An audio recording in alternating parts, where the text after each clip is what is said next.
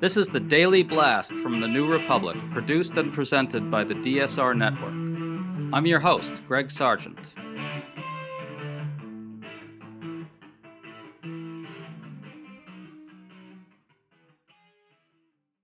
Republicans are growing increasingly frustrated with Donald Trump's war with Iran. 3 GOP senators just voted with Democrats to stop the war, and numerous news accounts report that GOP cracks are growing. This comes as an extraordinary New York Times expose shows that Trump's war has been substantially less successful than he and Pete Hegseth have claimed. Meanwhile, Republicans are running away from Trump's bizarre tirade yesterday, in which he admitted he isn't concerned with how inflation from the war is impacting ordinary Americans. Here's the bottom line. All signs are that this will get substantially worse politically for Trump and the Republicans. So we're checking in with Nicholas Grossman, a professor of international relations who has a new piece for MS Now, arguing that the economic fallout from the war is only just beginning. Thanks for coming on, Nick. Hi, thanks for having me. Great to be here. So let's start with the news from the U.S. Senate. 3 Republicans joined with Democrats to support a resolution that would end the war in keeping with the War Powers Act, which requires a congressional vote after 60 days have passed. The 3 senators are Susan Collins, Lisa Murkowski, and Rand Paul. As Politico reports, there's new frustration and deepening divisions among Republicans over this. Nick, what's your reaction to all that? I'm not surprised that some of them are starting to move away from it because the economic liabilities and associated political liabilities are rising. The senator who ended up making the vote fail was John Fetterman of Pennsylvania, which is unfortunate. So it was a 50-49 vote. If he had gone the other way, it would have passed. But also the War Powers Act, the way that they're acting now is a sign of America's democratic backsliding, of shifting power towards the executive branch. And this actually happened in Trump's first term because the way the War Powers Act is supposed to work is the president is allowed to use force in an emergency or in self-defense without Congress's permission. And then if he doesn't get congressional permission in 60 days, it automatically ends. And what happened in Trump's first term is when the U.S. was supporting Saudi Arabia's campaign against Yemen, against the Houthis, and doing things like mid-air refueling, so actually directly involved, not just, sending weapons. But the Senate passed the resolution saying that Trump had to stop that. He vetoed it, which is not supposed to be the way it's supposed to go. And then there were enough MAGA loyalists in Congress to prevent a veto override. So already the War Powers Act is not really acting like it's supposed to. But now when we have Congress trying to assert itself, I think that that would be a positive thing. More of this power is supposed to be in Congress. And it would be positive if they can get a resolution saying that we assert our power under the War Powers Act. I don't know if Trump would listen, but even so, it would be a good step. Well, it would be a good thing, but it doesn't look like it's going to happen anytime soon. Trump, meanwhile, is very rattled by any hint that the war isn't going as well as he's claimed. He erupted on Truth Social saying this, quote, "When the fake news says that the Iranian enemy is doing well militarily against us, it's virtual treason." Trump continued that the media is aiding and abetting the enemy, and he called the media American cowards that are rooting against our country. He called them losers, ingrates, and fools. You know, Nick, it's going to be harder for Trump to continue claiming that anyone who questions his war is a traitor when even Republican senators are now doing so, right? It makes it more politically difficult, and also just the objective reality of it makes it really difficult because Trump seems to be approaching the war as if the goal is to get the U.S. media to speak positively of it or to successfully lie to the American people, as if lying to the American people is his most important foreign policy goal, whereas the realities of the war are going to continue whether or not he gets the U.S. media to say differently. So Iran has weapons. They are able to fire them to block the Strait of Hormuz. That is creating massive shortages in things like oil and gas and fertilizer and other essentials. Those will damage the economy. It doesn't matter what Trump is able to bully the media into doing. And yet it seems like that's his priority, as if he can somehow, virtual treason is such a great term for it, as if this is all a virtual reality, a reality show, whereas it's clearly not real treason. But if he can shape the narrative, it's not going to make the situation better. Well, it's a sign of political desperation. He knows it's going badly, and his only hope is for the media to stop informing the American people of it. Yeah, that shows a desperation about the politics because the facts of the war are just so bad. Not only that, the tweet looks even more ridiculous when you consider this New York Times report, which used leaks from senior officials to demonstrate that Iran has access to nearly all the 33 missile sites it maintains along the Strait of Hormuz. The Times reported also that Iran has 70% of its pre war missile stockpile. Nick, this is a disaster. I've made this point on here before, but in addition to the content of the leaks, which is bad enough, it's also devastating for Trump that top officials are doing the leaking of this kind of thing because it shows that there's really serious dissent inside the administration about how this is all going. What do you make of all that?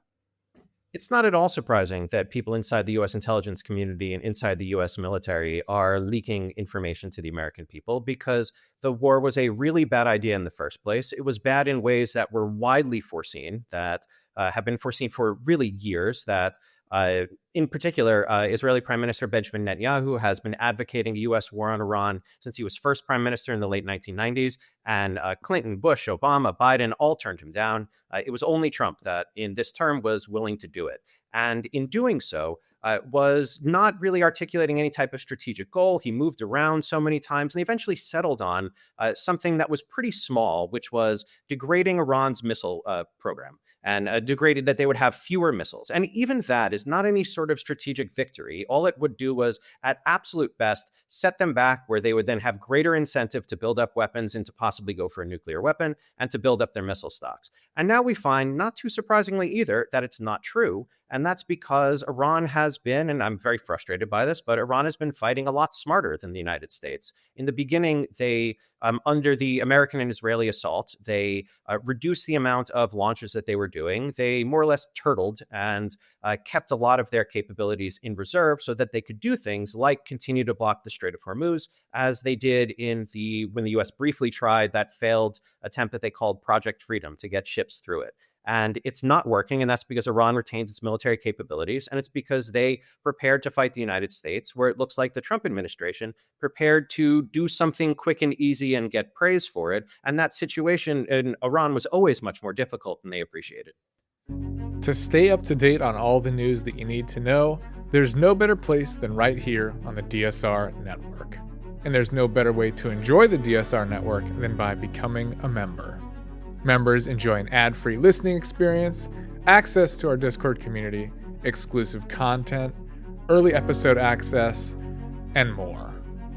Use code DSR26 for a 25% off discount on sign-up at thedsrnetwork.com. That's code DSR26 at thedsrnetwork.com/buy. Thank you, and enjoy the show.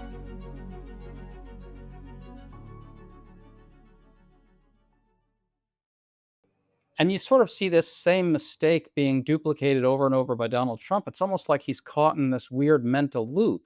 He just keeps tweeting over and over, if Iran doesn't do what I say, then the bombing will really start. And it's a little hard to keep escalating that. We're sort of treated to the comic spectacle. I guess comic isn't quite the right word for it, but the spectacle of Donald Trump threatening to obliterate Iranian civilization entirely, which would kill 90 million people. And then when that didn't bully Iran into opening the Strait of Hormuz, he said, well, I'll tell you what, the bombing is going to really start. Like, how can you actually top obliterating Iranian civilization? You can't. And so you can sort of see that we're trapped in this funhouse where Donald Trump won't learn the lesson that force by itself can't solve the problem, right? It's not even force by itself. It is threats that he's trying to solve the problem with. One of the problems of this war is, while it was never a good idea in the first place, Trump did not deploy the type of force that would be necessary to accomplish it. That they just sought bombing from afar. And the thing about bombing from afar is it has literally never won a war. Ever, bombing on its own, that you can damage some stuff, but you can't really win big concessions from a country. And so the US didn't put things like the large invasion army that Bush did to invade Iraq. And Trump seems to be thinking that we're in this cycle where he does these big over-the-top threats, and that doesn't cow Iran. And then he quickly reverses course and lies that there's been some great progress in talks, and that maybe jawbones the markets. It gets stocks to rise. It gets headlines saying that there is, peace imminent or progress in talks or anything along those lines. And then those things collapse because the Iranian position has not changed. It is based on the hard realities of the war, what they control, the fact that they can block Hormuz and that the U.S. needs it open. And so Trump is in this situation where his only two options are a humiliating surrender that leaves Iran decently stronger than it was before, getting to charge tolls for all these ships that used to be able to go through freely, or that needs to do a military escalation. And he's clearly afraid of that. And really, he should be, because there is no good military option, that more bombing won't do it, that he's already killed the Ayatollah's family, his father and daughter and mother, killed a lot of the leadership, killed a lot of the people who were more pro-negotiation inside Iran, that they have empowered Revolutionary Guard hardliners, and those hardliners can see that they have a strong military position and want to get something out of it. So bullying won't do it. And then even trying to do something like invade the ground around the Strait of Hormuz would be very militarily costly, difficult, risky, and has no endgame. The problem of trying to do a regime change war with boots on the ground and so forth looks even less appetizing now that we've learned that Iran still has a whole lot of its capability. And for a ground invasion, that the capabilities then would multiply, because then if there are U.S. troops on Iranian soil, there are a lot of different ways that Iran could get to them that they don't currently. So even it's worth noting that with the Project Freedom idea, that the U.S. destroyers did shoot down the projectiles that Iran shot at them. So the U.S., a big weapons platform, is able to do that. But if putting in boots on the ground, that they are a lot more vulnerable. It will definitely lead to American casualties if they do that. And that will not only most likely not resolve the war, in fact, just probably end in a more costly humiliation. It is also adds to the political liabilities, the domestic political liabilities, which already, given that the war is so unpopular, even at the start, it was the most unpopular war since we have been measuring these things since World War II. The more unpopular than Iraq at the start, more unpopular, you name it, then Obama's intervention in Libya. And then with the economic cost mounting, then trying to do he's trying to sell the lie that this is already over and he's already won. And that was such a great job and the Iranians are giving him everything. And you can't sell that lie if you have to go and escalate to putting troops on the ground. So he really is stuck. He's gotten the U.S. into a terrible position and there is no good way out. Republicans also have an additional problem here. On Monday, as everyone has heard by now, Trump admitted that he doesn't think about the economic impact of his war on Americans at all when thinking about the situation. Let's listen to how Republicans tried to spin their way out of this. Here's J.D. Vance. Do you agree with the president's position that Americans' financial situations should not be a consideration in that decision-making process? Well, I don't think the president said that. I think that's a misrepresentation of what the president said. But look, I agree with the president that Iran should not have a nuclear weapon. Here's Mike Johnson. I don't know the context in which he made that comment, but I can tell you the president thinks about Americans' financial situations. I talk to him on average twice a day, sometimes 3 or 4 times a day. Here's Senator Roger Marshall. I would have to find out the context of it. I'm sorry. Here's Senator Cynthia Loomis. Did he say that? Yeah. I don't have a comment about that, mostly because I think he actually does care. Nick, I gotta say, a lot of them are claiming they don't know the context, but the context is not exonerating in the least, is it? No. And, it's a very typical Republican move to pretend that they haven't heard what he said or that they don't understand the context as a way to try to duck being tied to it or some responsibility for it. But the weird thing about this one is, while I think it is almost certain that Trump personally does not care about the finances of the American people, except in a way that it might be a political liability for him, which of course he thinks then he could lie his way through and just say it's great, and that it's not an issue. But I think that one's actually tied up in his understanding of and misunderstanding of negotiations and why he was berating the media, so that Iran's leverage over the United States comes from the economic damage that it's causing. And now when asked effectively, so does Iran have leverage over you because of all this economic damage, very quickly defaults to, no, I don't think about that. I don't care about it. But in the process, it's also probably revealing some of his personal beliefs and looking absolutely terrible politically, given that the prices are rising in various ways. Gas prices is for one of the only times in history a gas price rise is directly the fault of the president and is very easy to understand as the fault of the president. And that statement from Trump seems like it is tailor-made for Democratic ads. Okay, Nick, so what do you predict is going to happen in the end here? It sure looks like Donald Trump is going to have to accept something soon enough. We're stuck in this dynamic where he only is willing to accept something that looks like he's pulled off this world historically stupendous accomplishment, and yet at the same time he can't actually get such an accomplishment out of the situation. So he just keeps lying his way through it and bluffing his way through it. But at some point, he's going to have to accept some sort of deal with Iran, right? What does that look like potentially? And how bad does the economic situation get in the United States in the long run after that? So he'll probably have to accept something at some point, although he always could try for a military gamble to try to attack them more, to either follow through on some of these threats, or who knows, escalate all the way to a ground invasion. That I find it almost impossible to try to predict which one of those he's going to do. But what I can tell you is that the pressure is mounting. So this is a hard calendar. It is not something you can lie your way through. It can't be bullshitted away. That the ships that came out of the Strait of Hormuz have reached their destinations. They have unloaded.